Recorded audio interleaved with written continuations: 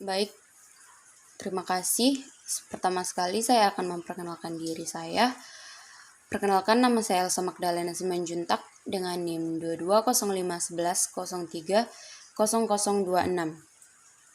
Saya dari Fakultas Perikanan dan Ilmu Kelautan, Program Studi Ilmu Kelautan. Di video kali ini saya akan membawakan materi kimia dasar. Yang pertama yaitu tentang jenis-jenis ikatan kimia. Jenis-jenis ikatan kimia ada dua, yaitu ada ikatan kovalen dan ikatan ion. Yang pertama yaitu saya akan membahas tentang ikatan kovalen. Sebelum itu, kita harus tahu apa itu ikatan kimia. Ikatan kimia yaitu ikatan antar atom yang terjadi agar atom yang berikatan di dalamnya memiliki konfigurasi elektron stabil. Nah, ikatan kimia atau ikatan kovalen ini terjadi agar atom-atom dapat memperoleh susunan elektron yang stabil, yaitu yang berelektron valensi 2, duplet, atau yang berelektron valensi 8 atau oktet seperti gas mulia. Apa sih ikatan kovalen itu? Nah, ikatan kovalen adalah ikatan yang terbentuk antara sesama atom non-logam. Jadi non-logam plus non-logam. Nah, sebelum itu kita harus mengingat atom-atom non-logam agar bisa menjadi stabil, mereka cenderung menerima atau menangkap elektron, sehingga membentuk ion negatif. Jadi, gimana cara atom-atom sama non-logam berikatan jika mereka sama-sama butuh atau menerima elektron? Nah, atom-atom tersebut akan saling menyumbangkan elektron lalu dipakai bersama-sama. Nah, jadi ikatan kovalen adalah ikatan yang terjadi karena adanya pemakaian bersama pasangan elektron. Dapat kita lihat di sini contohnya, yaitu ada atom C yang bernomor atom 6 berikatan dengan atom H yang bernomor atom 1. Nah, dapat kita buat konfigurasi elektronnya. Untuk atom C jumlah elektronnya 6, berarti konfigurasi elektronnya 2 dan 4. Elektron valensinya 4 karena berada di kulit terluar. Jadi agar stabil, C cenderung untuk menerima 4 elektron, sehingga cenderung membentuk ion negatif, yaitu C4-. Kemudian, atom H jumlahnya elektronnya ada 1, berarti konfigurasi elektronnya 1 dan elektron valensinya juga 1. Nah, perlu diingat meskipun H elektron valensinya 1 atau golongan 1, tetapi H ini adalah atom non-logam. Jadi, supaya stabil, H butuh 1 elektron, sehingga cenderung membentuk ion H-. Jadi, apa senyawa yang dibentuknya? Nah, caranya kita kali silangkan saja. Dapat dilihat seperti yang digambar. Jadi, rumus kimia senyawa yang terbentuk adalah C1 karena muatan hanya 1-, kemudian jumlah hanya 4 karena muatan C-nya 4-. Jadinya nama senyawanya CH4. Terus selanjutnya gimana proses pembentukannya? Agar lebih jelas dibuat dalam bentuk struktur Lewis seperti yang ada di gambar. Seperti yang dikatakan tadi, bahwa ikatan kovalen adalah pemakaian bersama pasangan elektron, artinya masing-masing atom saling menyumbangkan elektron lalu dipakai bersama-sama. Nah, jumlah elektron yang disumbangkan sama dengan jumlah elektron yang dibutuhkan. Seperti yang digambar, yaitu CH4, C-nya butuh 4 elektron, berarti dia juga harus menyumbangkan 4 elektron seperti gambar C, berikatan dengan 4 atom H. Nah, setiap atom H butuh 1 elektron, berarti setiap atom H harus menyumbangkan 1 elektronnya. Jadi C menyumbangkan 4 elektron karena dia butuh 4 elektron menyumbangkan keempat atom H. Sedangkan H masing-masing menyumbangkan 1 elektron karena H butuh 1 elektron. Sehingga H stabil karena duplet. Kemudian bagaimana dengan atom C? Nah, di sini atom C-nya dapat kita lihat seperti yang ada di gambar. Titik-titik itu ada 1, 2, 3, 4, 5, 6, 7, 8. Berarti C juga stabil, yang dimana oktet.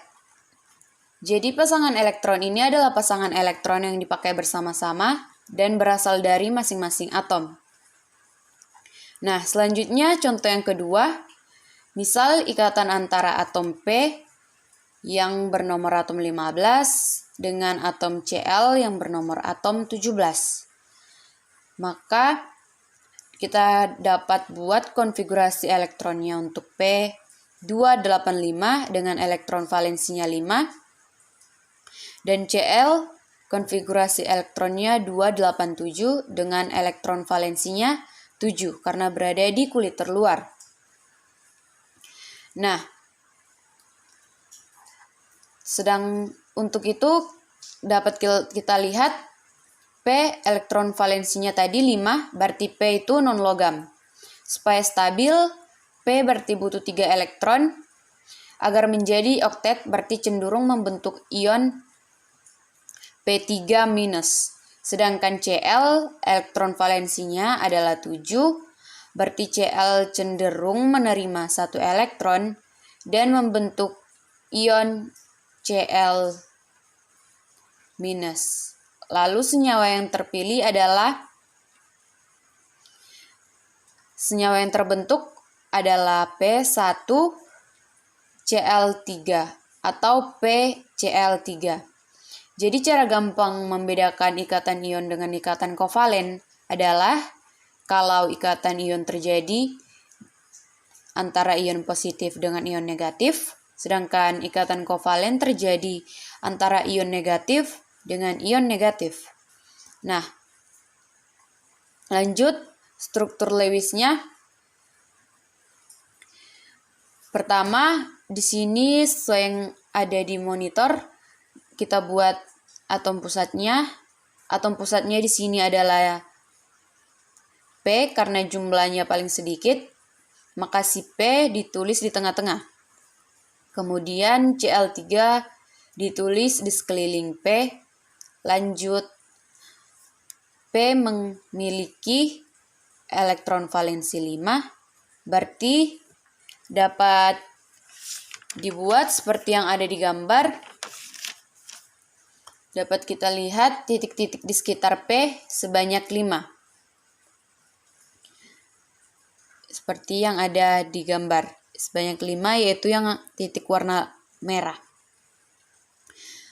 Tapi ingat karena dia butuh 3 elektron, berarti P hanya menyumbangkan 3 elektron saja. 1 ke Cl sebelah kanan, 1 lagi ke Cl bawah, dan 1 lagi ke Cl sebelah kiri. Sedangkan 2 elektron lainnya itu tidak disumbangkan, jadi dapat dibuat di atas. Kemudian untuk masing-masing atom Cl, karena elektron valensinya 7, berarti dapat dibuat titiknya sebanyak 7 di sekitar Cl, seperti yang ada di gambar. Titik yang berwarna hitam.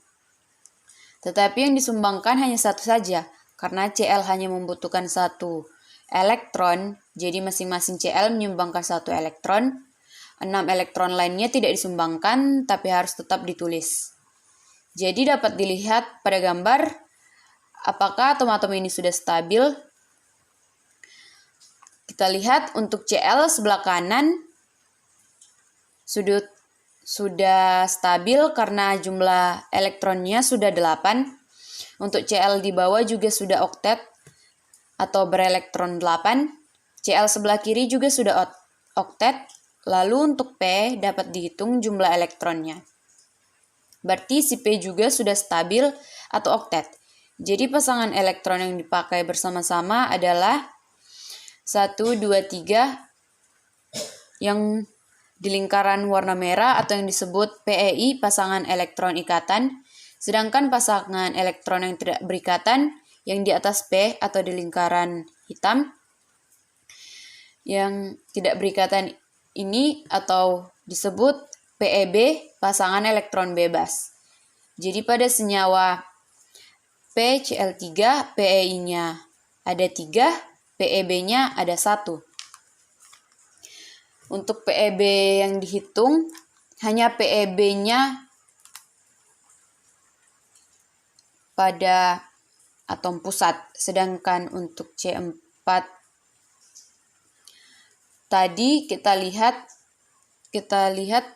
pada contoh nomor 1, di situ kita lihat PE-nya ada 4 dan PEB-nya tidak ada karena elektron valensi C habis berikatan semua.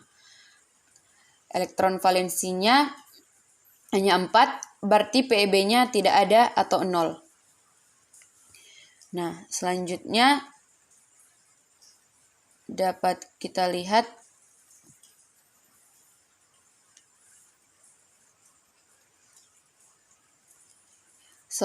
berdasarkan jumlah elektron yang dipakai bersama, ikatan kovalen dibagi 3. Yang pertama ada ikatan kovalen tunggal, ikatan kovalen rangkap 2, ikatan kovalen rangkap 3. Yang pertama itu ada ikatan kovalen tunggal, contohnya di sini adalah HCl. Dapat dibuat struktur Lewisnya H, elektron valensinya 1, dibuat 1, yaitu dibuat sampingnya, yaitu yang tanda titik itu mengartikan elektron valensinya 1. Dan dia non-logam, berarti H butuh 1 elektron, artinya dia harus menyumbang 1 elektron. Lalu Cl adalah golongan 7, berarti elektron valensinya 7. Supaya stabil, Cl butuh 1 elektron, artinya dia juga harus menyumbang 1 elektron. H stabil dengan duplet, Cl stabil dengan oktet. Karena hanya 1 pasang, maka disebut kovalen tunggal. Seperti yang ada di gambar, kovalen tunggalnya itu yaitu lingkaran atau yang dilingkari hitam. Agar lebih jelas dapat dilihat strukturnya. Strukturnya dapat dilihat yaitu tanda hubung. Itu adalah struktur dari kovalen tunggal. Nah, selanjutnya ada ikatan kovalen rangkap 2, contohnya O2. Artinya atom O berikatan dengan atom O lainnya. Masing-masing atom O butuh 2 elektron karena O golongan 6, berarti elektron valensinya 6. Sehingga masing-masing O menyumbang 2 elektronnya. O sebelah kiri nyumbang 2, O sebelah kanan juga nyumbang 2. Berarti 4 elektron. Itu seperti yang ada di tengah-tengah, 4 elektron. 4 elektron lainnya masing-masing dapat ditulis di tempat yang lain, misal di atas dan di bawah. Di atas O dan di bawah O. Nah, dapat dilihat untuk sebelah kiri, O-nya sudah stabil dengan oktet, dan O sebelah kanan, O-nya juga sudah stabil dengan oktet. Dapat kita lihat, perhatikan pasangan yang dipakai elektron bersama ada 2 pasang. Itu dia yang ada di tengah-tengah. Itu adalah kovalen rangkap 2. Artinya atom N lihat strukturnya seperti yang ada di gambar, tanda hubung 2 itu diartikan sebagai ikatan kovalen rangkap 2. Selanjutnya ada ikatan kovalen rangkap 3. Contohnya ada N2, yang dimana artinya atom N berikatan dengan atom lainnya. Di sini N adalah golongan 5, berarti elektron valensinya juga 5. Artinya N harus menyumbangkan elektron sebanyak yang dibutuhkan agar stabil, yaitu masing-masing 3. Dapat dibuat seperti yang ada di gambar. Ada 3 titik. Jadi N sebelah kiri sumbang 3 elektron, N sebelah kanan juga menyumbang 3 elektron. Masing-masing 2 elektron lainnya ditulis di tempat lain, misalnya di sampingnya, masing-masing di samping N. Juga stabil dengan oktet. Maka N ini sebelah kanan sudah stabil dengan oktet, N sebelah kiri juga stabil dengan oktet. Maka dapat dilihat pasangan elektron yang dipakai bersama ada 3 pasang. Makanya ikatan kovalennya disebut dengan ikatan kovalen rangkap. Yang ada di tengah-tengah itu adalah ikatan kovalen rangkap 3. Maka dapat dilihat strukturnya seperti yang ada di samping. Selanjutnya adalah ikatan kovalen koordinasi. Nah, ikatan kovalen koordinasi adalah pemakaian bersama pasangan elektron, di mana pasangan elektron tersebut hanya berasal dari salah satu atom. Contohnya ada SO2. Di sini atom pusatnya dapat kita buat S, yang berarti atom pusatnya S ini di tengah-tengah, yang berarti O berada di sekeliling S. Dimulai dari atom sebelah kiri, ingat bahwa O itu adalah golongan 6, berarti elektron valensinya 6. Jadi agar stabil, O butuh dan harus menyumbangkan 2 elektron. Elektron lain dapat ditulis di atas dan di bawah, masing-masing, seperti yang ada di gambar. Kemudian atom S juga golongan 6, berarti butuh 2 elektron juga, artinya S harus menyumbang 2 elektron ke O sebelah kiri dan O sebelah kanan.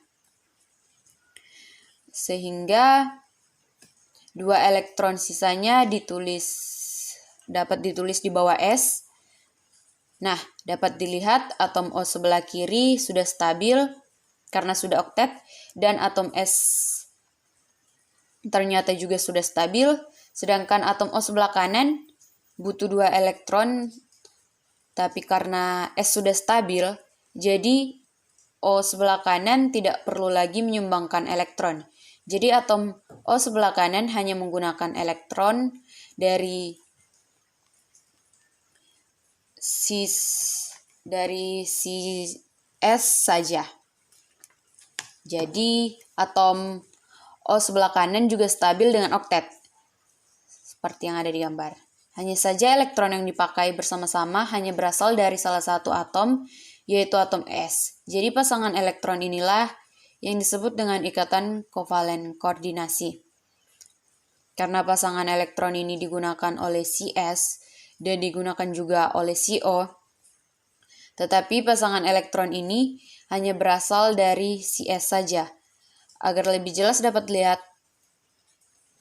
di gambar, ada strukturnya dibuat seperti S dan O sebelah kiri berikatan kovalen rangkap 2. Kovalen rangkap 2 itu seperti tanda hubung 2 itu, sedangkan S dan O sebelah kanan berikatan kovalen koordinasi, yaitu tanda hubung.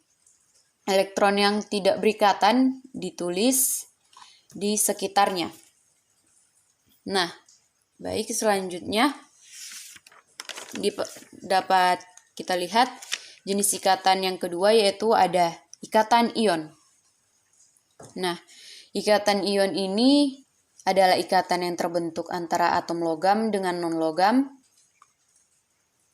yang dimana atom logam ini berasal dari 1A, 2A, dan 3A, sedangkan non-logam 4A sampai dengan 7A. Nah, nomor logam kan sama dengan elektron valensi.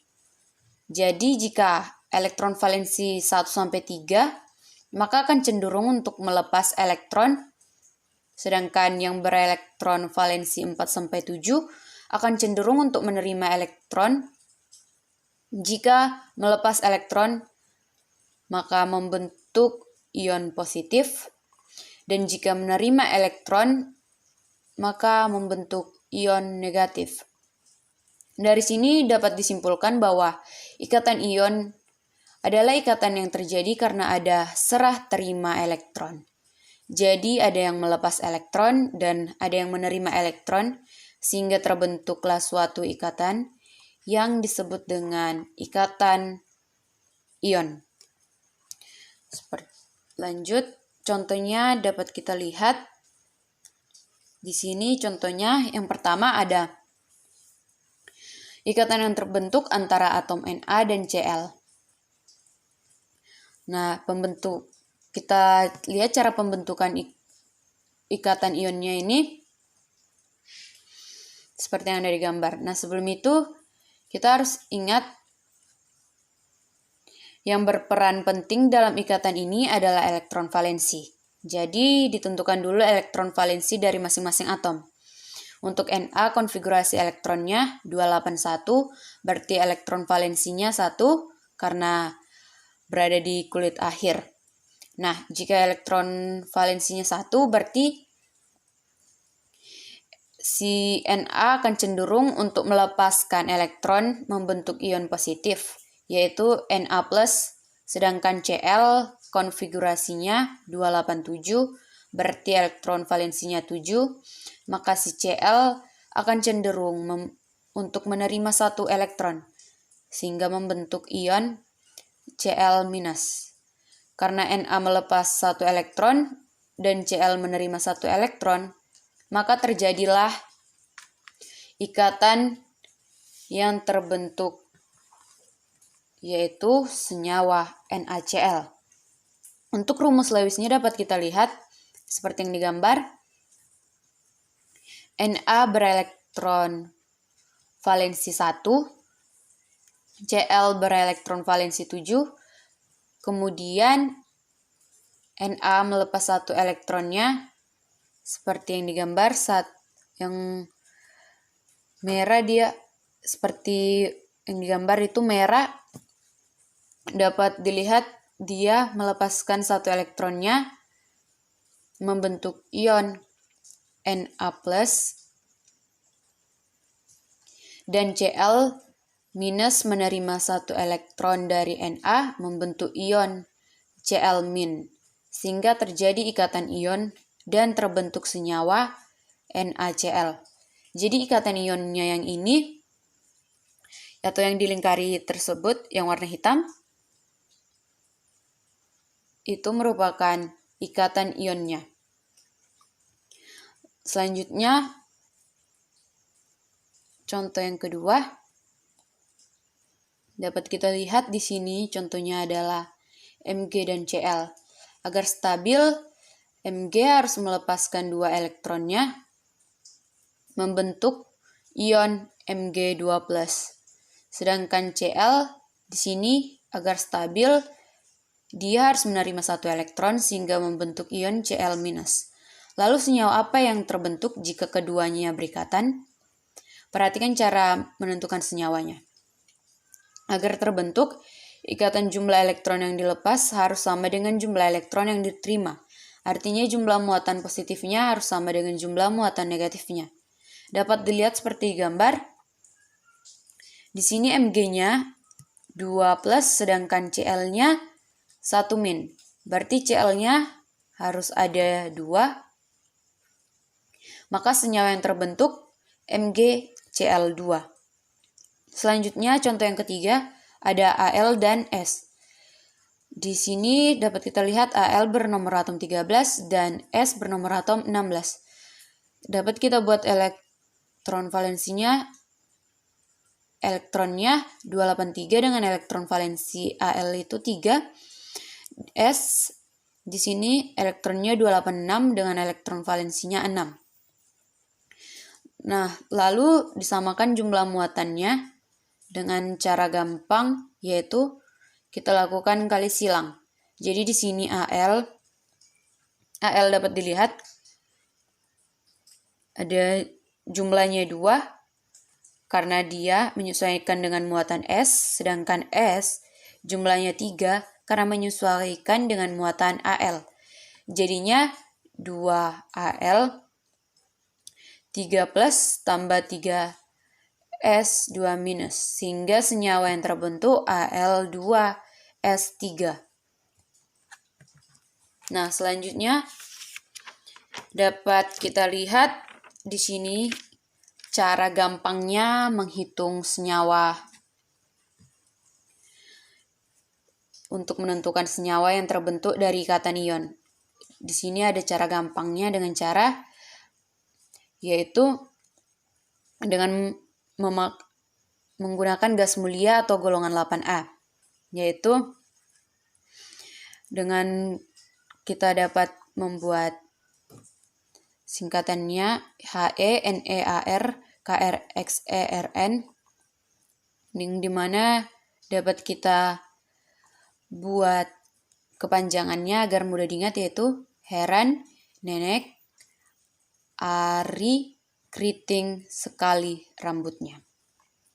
Nah, di sini He yaitu jumlah atomnya 2, Ne10, Ar18, Kr36, Xe54, Rn86. Nah, contoh yang pertama di sini yaitu Mg dan Cl. Di sini Mg-nya bernomor atom 12, Cl bernomor atom 17. Nah, Mg di sini bernomor atom 12, maka seperti yang ada di contoh gas mulia itu yang mendekati dengan 12 adalah Ar, yaitu bernomor atom 18. Nah, maka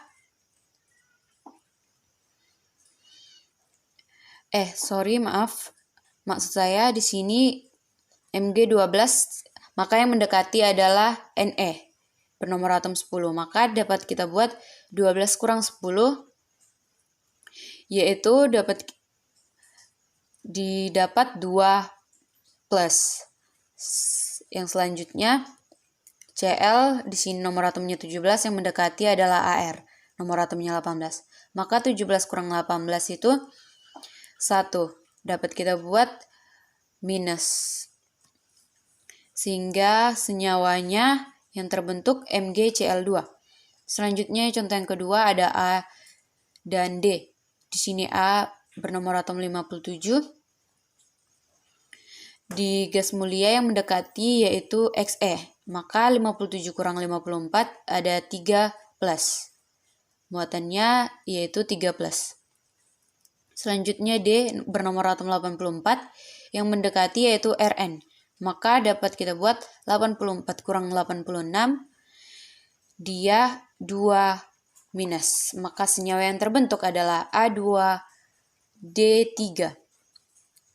Selanjutnya di sini ada materi yang selanjutnya yaitu sifat-sifat ikatan kimia.